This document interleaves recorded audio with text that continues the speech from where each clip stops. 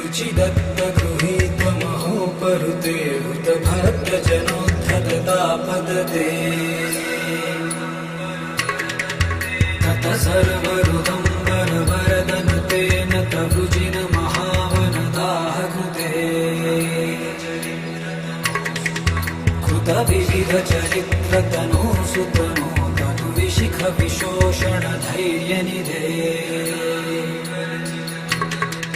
निधनादिविवर्जित कृतनतिकृत्कृतिविहित मनोरथपन्नगभ्रू नगभर्तृसुतार्पितवाम